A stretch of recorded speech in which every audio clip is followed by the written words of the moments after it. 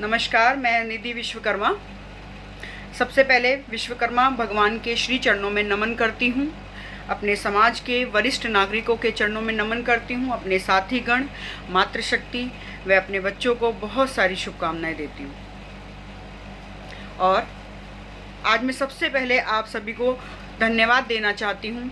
आप सभी ने मेरी पहली वीडियो के बाद मुझे इतना सारा प्रेम और इतना सारा आशीर्वाद दिया। मैं भाव विभोर हूँ। इतने प्रेम और इतने आशीर्वाद को पाकर मेरी ऊर्जा, मेरे काम करने की शक्ति और ज़्यादा बढ़ गई है। और मैं आशा करती हूँ कि आप हमेशा मुझे इसी तरीके से प्यार और शक्ति और ऊर्जा और आशीर्वाद देते रहेंगे। आज की चर्चा की शुरुआत मैं अपने छोटे से परिचय से करूँगी। मैं उत्तर प्रदेश से हूँ। मैं एक छोटी सी संस्था चलाती हूँ जिसका नाम है एक्टिव ग्रीन, जो कि पर्यावरण संरक्षण के लिए व पक्षियों के लिए पिछले कई सालों से कार्यरत है। हमारा प्रयास रहता है कि हम अपनी मातृभूमि, अपनी प्रकृति माँ की सेवा कर सकें। हम लोग पेड़ पौधे लगाते हैं और पक्षियों के लिए घोंसले और दाना पानी की व्यवस्था करते हैं। साथ ही साथ एक्टिव ग्रीन का एक प्रोजेक्ट अभी हम लोगों ने तैयार किया है जिसका नाम है नीव, जो कि मेरे समाज की, मेरे देश की बच्चियों व महिलाओं के लिए बनाया गया है, जिसके अंतर्गत हम सभी लोग, मेरे साथीगण, मेरी टीम स्कूलों में जाके, स्लम एरियाज़ में जाके कैंप लगाते हैं, जो कि बिल्कुल फ्री ऑफ कॉस्ट होता है, जिसमें हम जीवन के 4 पक्षों पर काम करते हैं।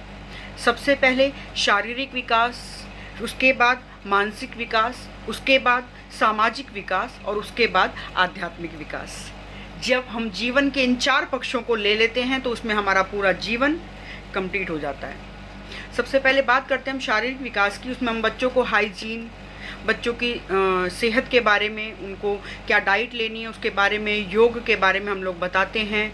हम लोग बच्चों के मानसिक विकास की, हमें किस तरीके से अपने दिल और दिमाग के बीच में संतुलन करना है, किस तरीके से जीवन के आने वाली परेशानियों को टैगल करना है, उसके लिए हम अपने बच्चों को और महिलाओं को तैयार करते हैं।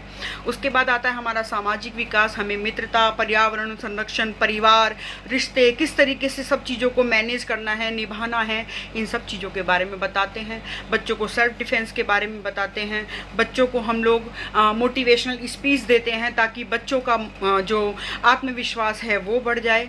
और उसके बाद हम बच्चों को अपने अध्यात्म से जोड़ते हैं। उसमें हम बच्चों को गीता के बारे में बताते हैं, अपने वेद, अपने पुराण, उनके बारे में हम लोग शिक्षित करते हैं।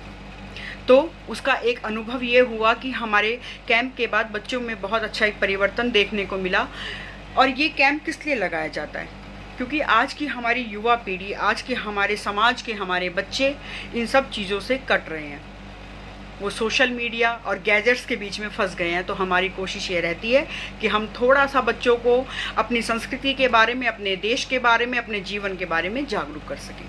तो ये हम लोग काम कर रहे हैं, हमारी संस्था ये काम कर रही है। तो आइए हम अपनी चर्चा शुरू करते हैं अपने समाज के लिए, अपने विश्वकर्मा समाज के लिए। जैसा कि पिछली वीडियो में हम लोगों ने चर्चा की थी, उससे आगे मैं आपसे बात करना चाहती हूँ। हम लोगों को हमारे समाज में कुछ जागरूकता की कमी महसूस होती है। जैसा कि पिछले दिनों मुझे अनुभव हुआ अपनी पहली वीडियो के बाद, जब मैं अपने समाज के संपर्क में आई, तब मुझे ऐसा अनुभव हुआ कि ऐसे बहुत सारे लोग हैं हमारे समाज में जो काफ़ी जागरूक हैं और वो इतने कैपेबल हैं कि वो समाज के लिए काम कर सकते हैं और काम कर रहे हैं। कुछ लोगों ने अपना जीवन और अपना समय हमारे समाज के लिए पूर्ण रूप से समर्पित किया हुआ है। सबसे पहले मैं उन लोगों को नमन करती हूँ और बहुत सारी शुभकामनाएं देती हूँ और ईश्वर से प्रार्थना करती हूँ कि वो आपको और ज़्यादा ऊर्जा दे काम करने के लिए, ताकि हमारा समाज तरक्की कर सके।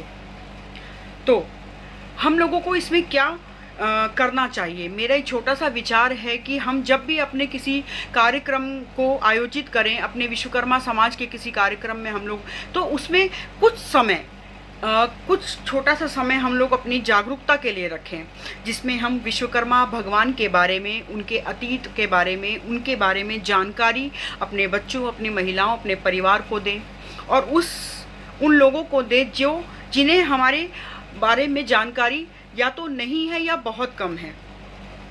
उससे क्या होगा? उससे ये होगा कि हम अपनी जड़ों से जुड़ेंगे, हमें पता लगेगा कि हम आखिर हैं कौन, हम क्या हैं, हमारे अंदर कौन कौन सी ताकत, कितनी ऊर्जा हम लोगों के अंदर है, हमारी आखिर पहचान क्या है। तो इस तरीके के कुछ जागरूकता कार्यक्रम चलाने की बहुत ज़्यादा ज़रूरत है। दूसरी बात, हम लोग जन कल्याण के लिए कुछ काम करें। आपने देखा होगा कि हमारे एक सिख धर्म के जो हमारे भाई बंधु होते हैं वो हमेशा जन कल्याण के कार्यों में लगे रहते हैं। जब भी हम लोग गुरुद्वारे में जाते हैं आप पाएंगे कि हमेशा वहाँ पर भंडारा चलता रहता है और हमेशा एक सेवा का भाव उनके मन में रहता है। उससे क्या होता है? उससे सिख धर्म की एक अलग पहचान समाज में बनती है और उनका अपना खुद का एक व्यक्तित्व विकास, एक समाज का विकास होता है। तो इस तरीके के कुछ कार्यक्रम हमें अपने समाज में लोगों को इकट्ठा करके करने चाहिए। उससे क्या बदलाव आएगा? उससे ये बदलाव आएगा कि हमारे समाज की एक अलग पहचान अन्य समाजों में बनेगी, अन्य समाज के लोग हमारे समाज की ओर आकर्षित होंगे। जब हम एक बहुत बड़ा बैनर लगाएंगे जिसमें विश्वकर्मा भगवान की एक सुंदर सी एक पिक लगी होगी और उसमें हम किसी का नाम नहीं डालेंगे, किसी संस्था का नाम नहीं डालेंगे, उसमें सिर्फ और सिर्फ विश्वकर्मा समाज को हम उसमें हाईलाइट करेंगे, तो आप देखेंगे कि जब हम जन कल्याण का काम करने के लिए सड़कों पर, स्कूलों में और कहीं भी अपने क्षेत्र में जब हम काम करेंगे तो अपने आप ही हमारी एक अलग पहचान बननी शुरू हो जाएगी। लोग हमसे जुड़ने लगेंगे और जब लोग हमसे जुड़ने लगेंगे तो हमारे रास्ते अपने आप खुलने लगेंगे, हम अपने बारे में लोगों को सही जानकारी दे पाएंगे। तीसरी बात, हम अपने समाज में मंदिरों का निर्माण करते हैं, बहुत अच्छी बात है।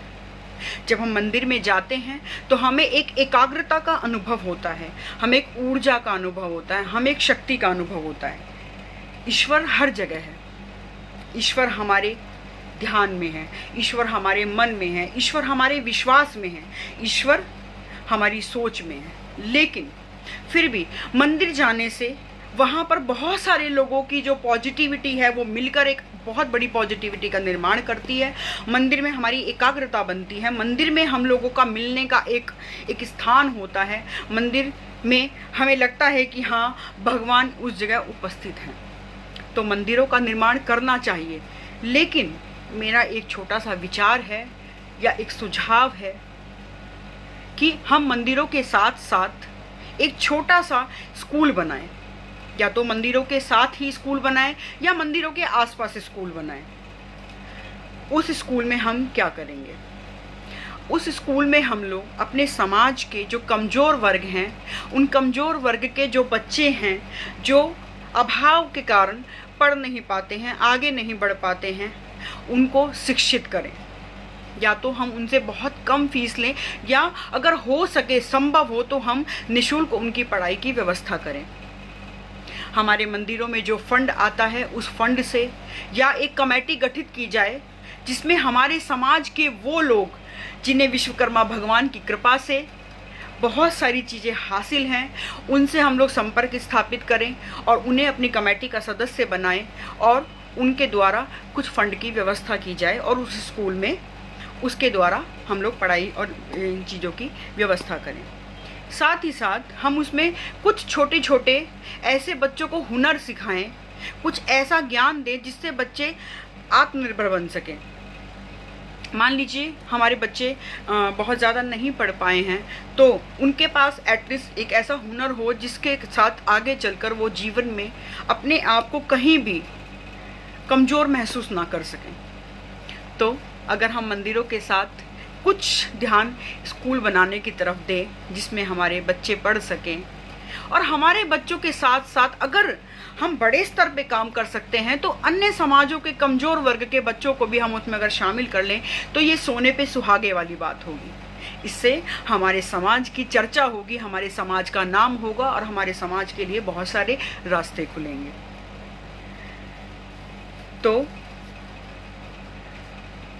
मैं ईश्वर से ये प्रार्थना करती हूँ कि हम सभी को भगवान वो मार्ग दिखाए, वो ऊर्जा दें, वो ताकत दें, वो शक्ति दें कि हम अपने समाज को आगे बढ़ा सकें और अपने समाज के साथ साथ हम अन्य समाजों के लिए भी एक सहारा बने, एक उदाहरण प्रस्तुत करें, एक हमारा समाज एक अलग दिखाई दे, एक अलग पटल पे दिखाई दे। ऐसी मेरी शुभकामनाएं हैं, ऐसा मेरी भगवान से विनती है। बहुत बहुत धन्यवाद, आपने मेरी बात को सुना, आपने मेरी बात को समझा। अगर मेरी बात से या मेरी वाणी से या मेरी शब्दों से किसी को भी कोई तकलीफ हुई हो, कोई परेशानी हुई हो, तो मैं उसके लिए क्षमा प्रार्थी हूँ, मैं उसके लिए आपसे क्षमा चाहती हूँ। और आप सभी के प्रेम और आशीर्वाद के लिए फिर से बहुत सारा धन्यवाद देती हूँ। बहुत बहुत धन्यवाद। जय हिंद, जय भारत।